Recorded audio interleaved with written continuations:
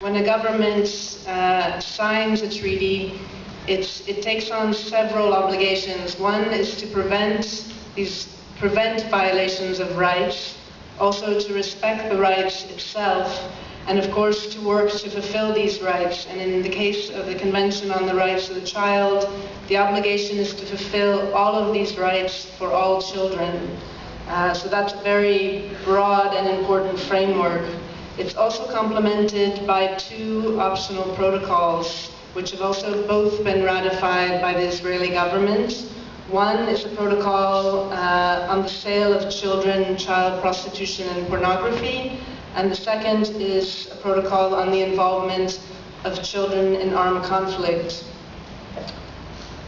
The obligations that governments take on under the Convention and Protocol are reviewed on a regular basis before the UN Committee on the Rights of the Child, an independent body of experts. And the UN Committee on the Rights of the Child monitors the implementation of the committee, the convention by governments, and also provides concluding observations and recommendations. So, for example, the Israeli government was recently before the UN and reviewed on its implementation of the optional protocol on the involvement of children in armed conflict. So this provides guidance to governments and recommendations for improvement.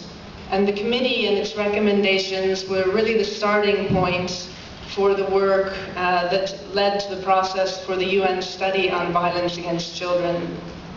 The committee is regularly addressing violence in its reporting, but it also made a recommendation to governments in the UN General Assembly in 2001 that they look at this issue more closely, and the governments agreed, and they made a resolution which asked the UN Secretary General to carry out an in-depth global study around the world looking at violence against children.